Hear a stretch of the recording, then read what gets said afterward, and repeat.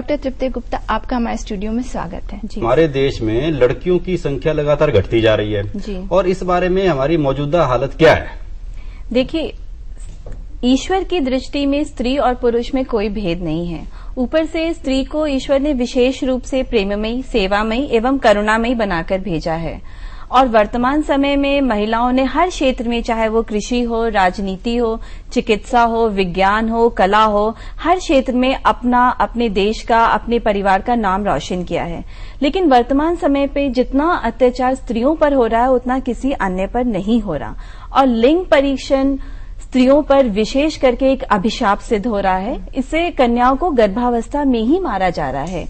आप गौर कीजिए कि 1991 से लेकर 2001 तक जहां भारत की आबादी जनसंख्या 21% बढ़ी है, वहां केवल एक चीज नहीं बढ़ी है, उल्टा घटी है, वो है लिंग अनुपात दर। एक प्राकृतिक लिंग अनुपात दर होता है, उसमें 1000 लड़कों पे कम से कम 950 लड़कियां होनी चाहिए।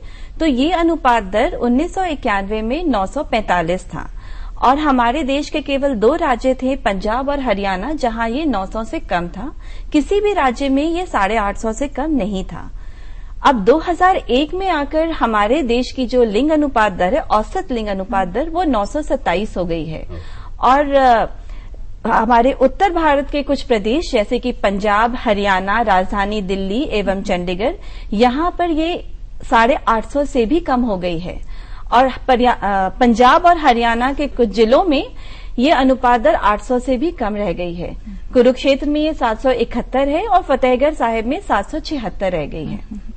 तो ये बहुत ही गंभीर विषय है क्योंकि ये हमारे देश के बहुत ही समृद्ध प्रदेश है। लड़कियां तो आज अंतरिक्ष तक पहुंच गई हैं। जी। क्या वजह है कि बेटियों को लोग पेट के अंदर मार देते? हम आप भी तो औरत हैं। जी बिल्कुल। देखिए, जो सबसे बड़ा कारण है भारतीय संदर्भ में पुत्रों के प्रति अत्यधिक झुकाव रहना। ऐसा सोचना कि बेटा ही परिवार का नाम काम बढ़ाएगा, जब माँ बाप बूढ़े हो जाएंगे तो उनको सहारा देगा। माता पिता के मृत्यु के बाद जितने भी धार्मिक रस्म रिवाज होते हैं, रीति रिवाज, वो एक बेटे ने ही निभाने हैं। हमारे यहाँ तो ये भी कहा जाता है कि लड़का मने आपके यहाँ कुछ आएगा, लड़की यानी आपको सब कुछ देना है। जी बिल्कुल। बेटियां नहीं चाहने का सबसे बड़ा कारण है दहेज की समस्या। और देखिए, ये दहेज की समस्या केवल विवाह के दौरान ही नहीं होती, ये लड़की के विवाह के बाद, उसके मृत्यु या कई बार उसके पश्चात भी ऐसा होता है कि हर ससुराल के हर मौके पर कोई भी तीज त्योहार, पर्व है, जन्म मरण है, तो ऐसे में लड़की के माँ बाप से ये उम्मीद की जाती है वे कुछ न कुछ लेन देन करते रहेंगे। तो ऐसे में माँ बाप के मन में ये रहता है कि लड़की तो हमारे पर जिंदगी भर के लिए एक बोझ है, एक जिम्मेदारी है जो कि हमने निभाना है। और दूसरी एक बहुत बड़ी समस्या है एक और, बेटी को पराया धन मानना। समाज के कुछ वर्गों में ये धारणा है कि बेटी यानी कि पड़ोसी के पौधे को पानी देना। जब वो पौधा बड़ा हो जाएगा तो ना तो वो आपको फल देगा, ना आपको छांव देगा। अगर माँ बाप किसी कठिनाई में है तो बेटी से कुछ उम्मीद नहीं कर सकते, उसके घर जाकर रह नहीं सकते, उसके यहाँ का पानी पीने से उन्हें पाप लगेगा। लड़की अगर कुछ आपको देती है आर्थिक रूप से तो आपने उसका बढ़ा के उसको वापस करना होता है। तो ये सब आपको ये बताती है कि बेटी के लिए एक परायापन आपके मन में जागृत करती है। और भाई देखिए, अब ये जो बातें डॉक्टर साहब हमारे बता रही हैं, ये ऐसी पुरानी मान्यताएं हैं जिनको अब समय आ गया कि हम छोड़ दें। कितना नुकसान हो रहा है हमारे समाज को, डॉक्टर साहब उसकी ओर भी जरा आप ध्यान दें। देखिए, ये तो बहुत ही दकियानूसी विचारधाराएं हैं और किसी भी सभ्य या शिक्षित समाज में इनका कोई स्थान नहीं होना चाहिए। अब जहां तक हम इसकी बात करें कि इससे हमारे समाज पे क्या असर पड़ता है, तो जब लड़कियों की संख्या लगातार घटती जाती है तो समाज में एक असमानता पैदा हो जाती है। जिन प्रदेशों की हमने बात करी अभी, उनमें से कुछ जिले ऐसे हैं जहां कितने वर्षों से कोई बारात ही नहीं आई। तो ऐसे में गरीब महिलाओं का खरीदना, महिलाओं का बिकना, जबरन उनका विवाह करना, एक ही परिवार में सुनने में आया कि 4-5 लोगों से उनकी शादी कर देना, कई तरह के इस तरह जी बिल्कुल। तो ऐसे में महिलाओं पर यौन अत्याचार बढ़ते हैं। और जरा सोचिए, जिन परिवारों में लड़कों के मन में शुरू से ये बात होती है कि लड़कियां पैदा नहीं करनी चाहिए, लड़के बहुत अच्छे होते हैं, तो जब ये लड़का बड़ा होता है तो ये महिलाओं की इज्जत तो बिल्कुल नहीं करेगा। लड़के के लिए इंतजार करते 1 बार 2 बार 3 बार, है ना, तो उससे औरत के शरीर पर भी तो असर पड़ता होगा। जी बिल्कुल, देखिए लगातार गर्भपात कराने से कोई भी एक महिला है वो 8-9 बार गर्भ धारण करती है, मालूम पड़ता है कि अंदर कन्या भ्रूण है तो गर्भपात करा दिया जाता है, तो ऐसे में गर्भपात दर बढ़ता जा रहा है और इससे महिलाओं के स्वास्थ्य में प्रतिकूल असर पड़ता है। ऐसा मैंने देखा है कि कोई एक महिला है वो 8-9 बार गर्भ धारण करती है एक लड़के की चाह में, बार बार गर्भपात करा के उसके शरीर में बेहद कमजोरी आ जाती है। फिर कई बार ऐसा भी होता है कि लगातार गर्भपात कराने से बच्चे ही नहीं होते आगे और बहुत मुश्किल से एक पुत्र प्राप्त हुआ भी तो उसके पुत्र प्रसव के पश्चात महिला की मृत्यु हो जाती है, कई बार बहुत कमजोर हो जाती है। जी बिल्कुल, ये बहुत ही दुख की बात है। मानसिक बीमारियां भी उनमें आ जाती हैं। जी आप सही कह रहे हैं, एक मानसिक संतुलन होता है जो कि महिलाओं का बिगड़ जाता है। लेकिन इस समस्या को सुलझाने के क्या तरीके हैं, कौन से उपाय हैं जो हम अपना सकते हैं? देखिए, ये एक सामाजिक समस्या है, कुछ फर्ज सरकार के हैं तो कुछ फर्ज समाज के भी बनते हैं। सरकार ने अधिनियम बनाए हैं, कानून बनाए हैं, पीएनडीटी एक्ट बनाई है, ये बहुत ही कड़ा कानून है।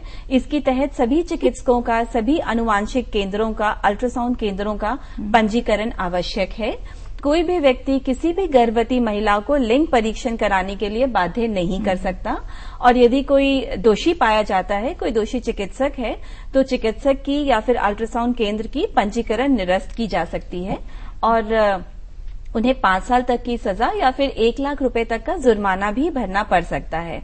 और ध्यान रहे कि पुलिस बगैर वारंट के गिरफ्तार कर सकती है और ये जुर्म जो है वो गैर जमानती भी है। समाज में क्या क्या जागरूकता आनी चाहिए, इस बारे में कुछ देखिए, जैसा मैंने आपको कहा कि समाज को अपने सोच में बदलाव लाना बहुत ही आवश्यक है।